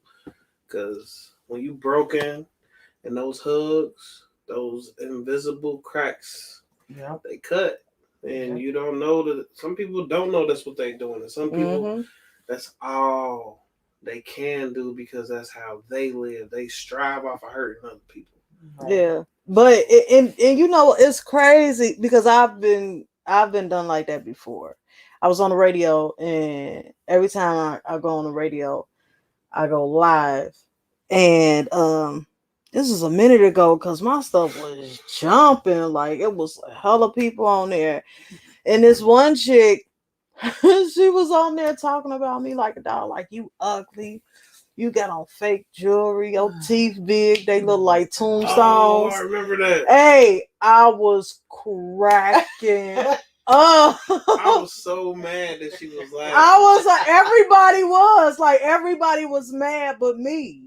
And I have to put my mind, I have to set my mind that way because from the first comment, I was like, oh yeah, she trying to take me off my game. Like she trying to make me fuck up. Like either that or she just really, really unhappy. Like people on the live my sister was on there, my best friend was on there. They done went and did research, trying to find out where she lived and everything. I'm like, I'm not, and they were mad at me because I was laughing. I was like, but she said my teeth look like tombstones. Like I was cracking up. Ow.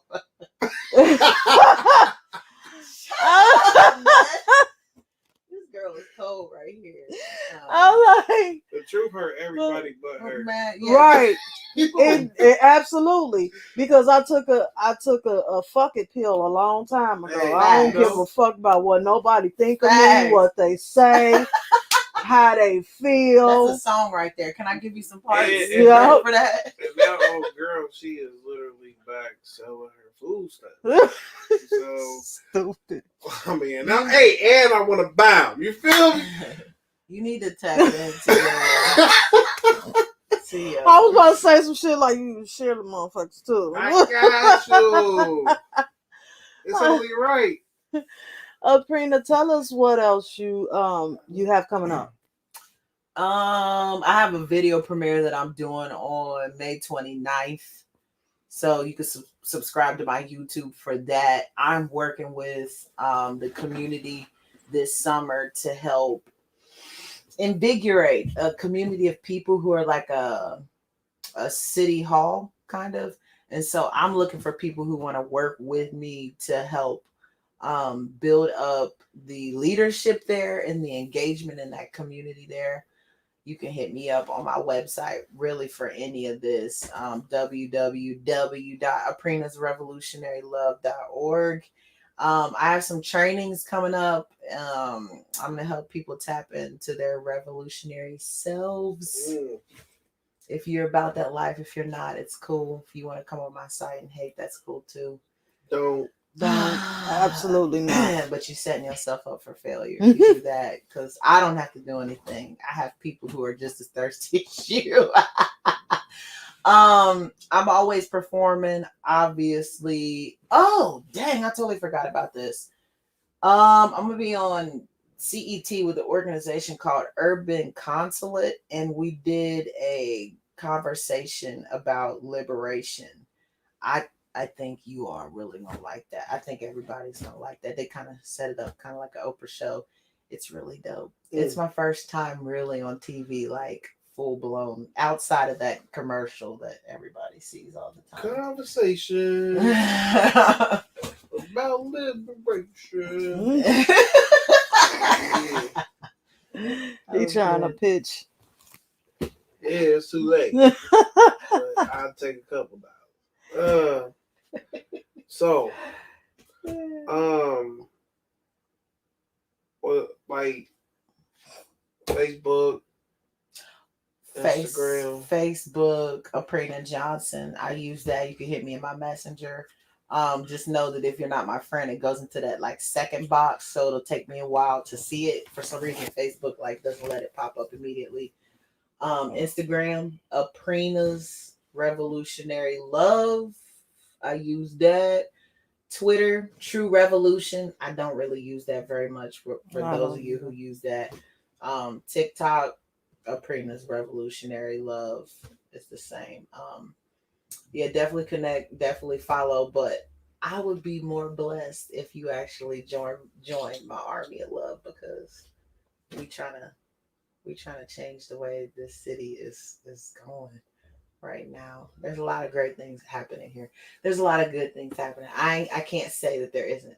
There is, but there are people rising up and in positions right now that are trying to reverse all that good stuff. So come on board. Get your dirty chucks on, your combat boots. You see, I got green on. You know, it's just a I like that too. reflection of my constant mind state. People are like, why you got army fatigues on? It's just I gotta ready be for battle. Yeah, I gotta be as constant as those who are doing the craziness in this world. Before we go, I want to talk about the protest. I want to get like your perception of how things went, and how it made you feel. Okay, which one? For Justice for Robbie. Okay. Oh man, all I know is that when I saw what happened to Robbie, I actually didn't get to comment on your post right away. Mm-hmm. I was doing something, but my heart dropped. And I think I started talking to my husband. As a matter of fact, like right away, I get on his everlasting nerves with this stuff, poor guy. And I went to bed that night, and I thought about Gus, my son.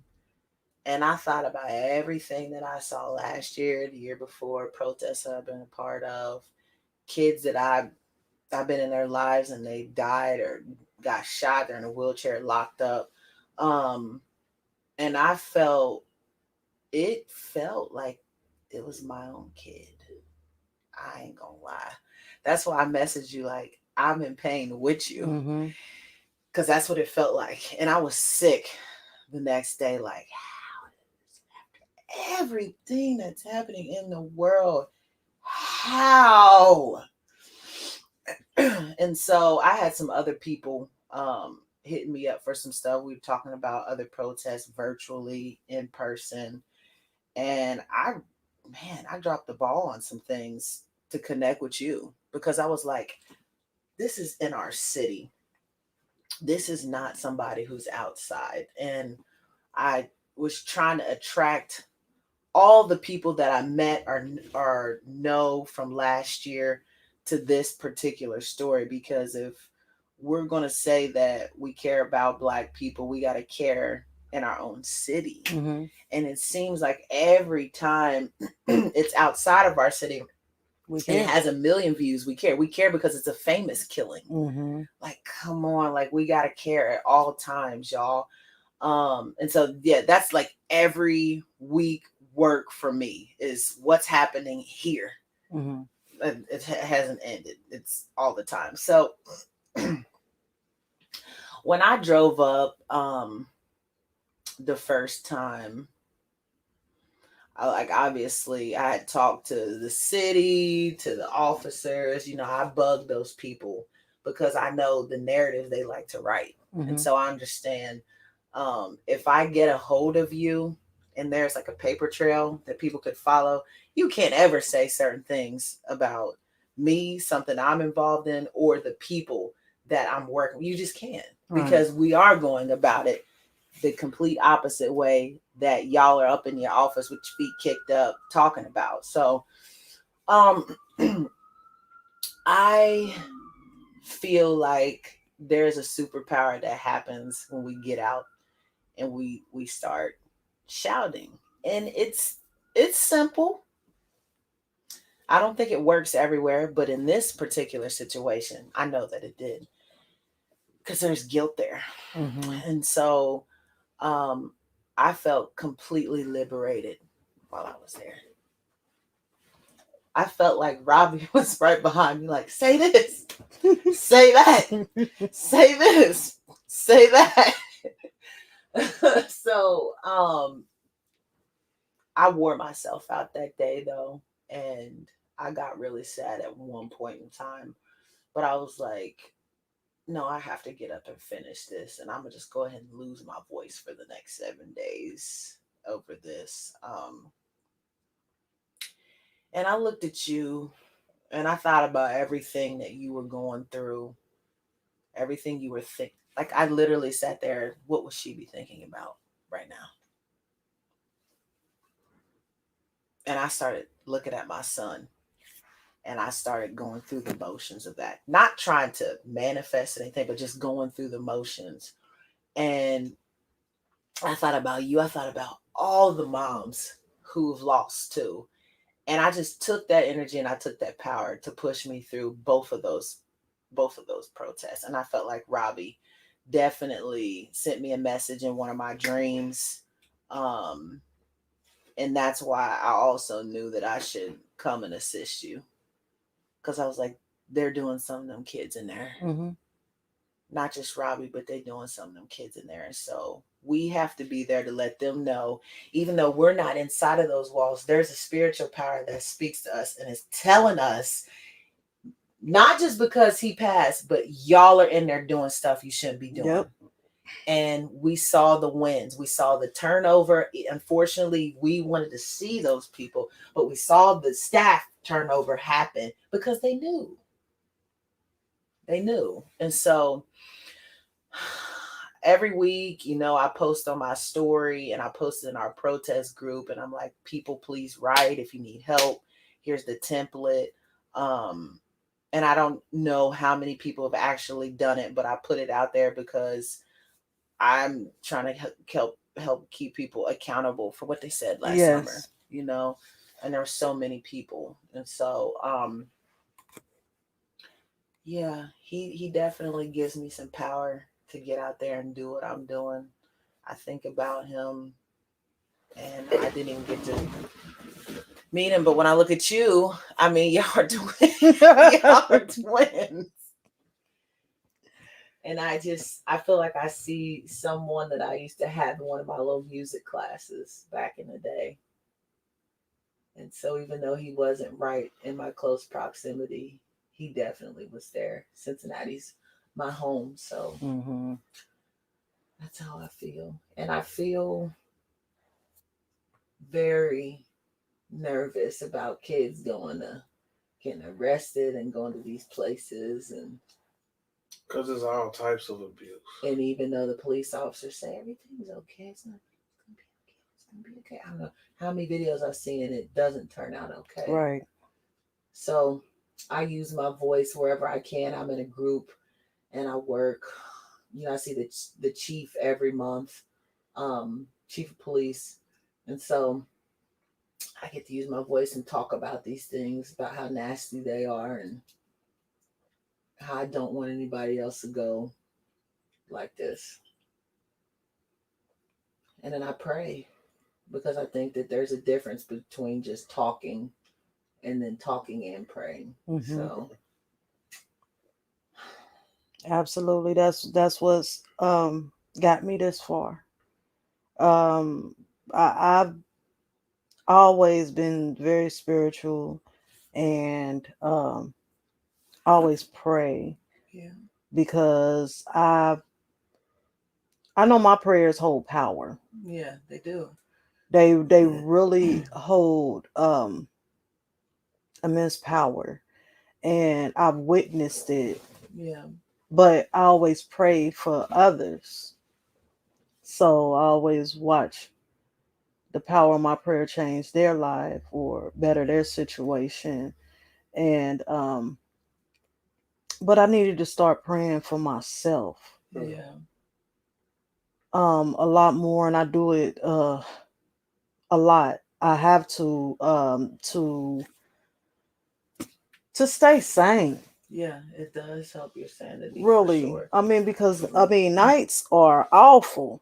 Like really, really awful for me. And it's just that I guess it's something new is happening to me. Yeah, definitely. Because it's like, I don't know, I get signs. Yeah, lots. Like, I mean, it's not like, I have visions, or, what I'm saying, I hear something, or whatever. Like, something will just, direct me. I would think of something that would direct me to something that may help. Yeah. Or, Yeah. may, and it's odd to me, but I'm accepting it because I really need to know what happened to my son. Like, Right. they've admitted, a lot of things, and fired the medical staff, and just exposed the workers for being negligent, but they're still covering up things. And they feel like by them firing these people or throwing these other people under the bus, that it'll distract me from finding out, where the drugs and stuff from. Right. It's not gonna work. No, it's not. I just continue to pray. That's right. And I really, really thank you, um from the bottom of my heart. That last protest did it for me, though.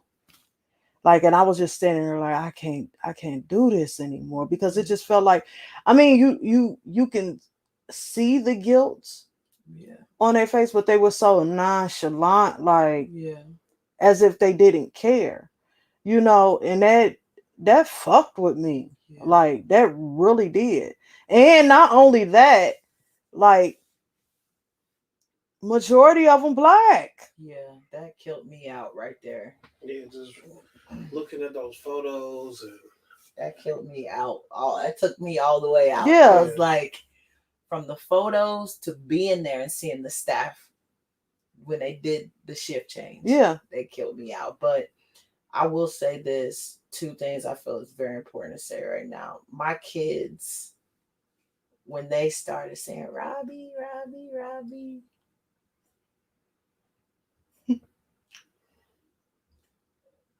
that was everything.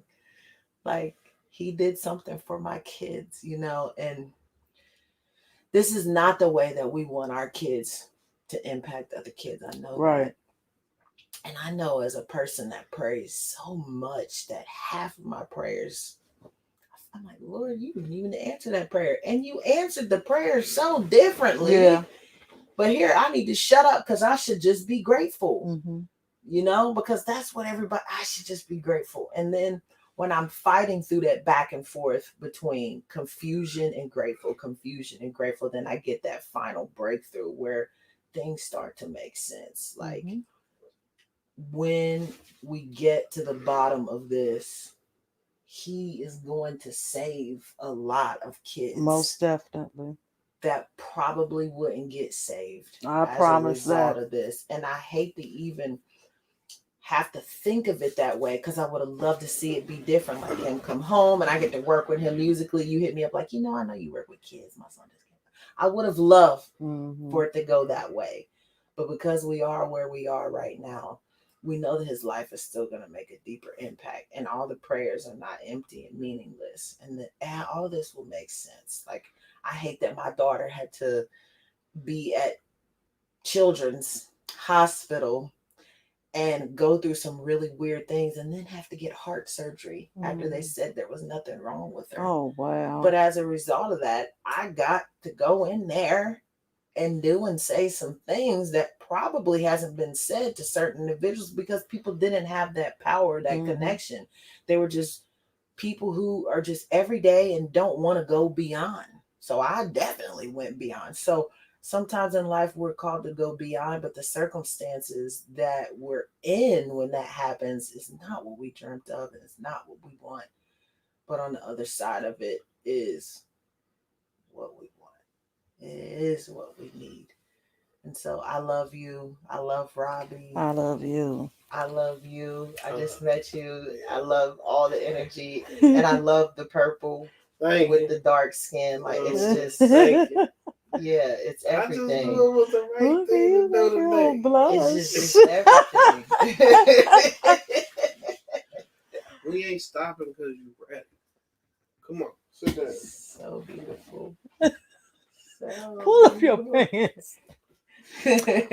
Well, I thank you. I think we've kept you long enough. Oh, this is good. Was it Tuesday? Yep. My husband knew.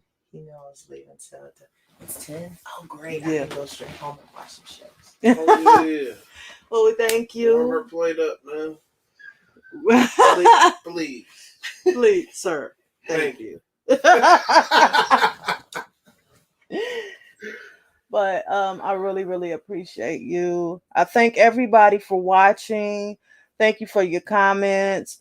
As you know, it will remain on YouTube and Facebook, so you can watch whenever you want to. Share,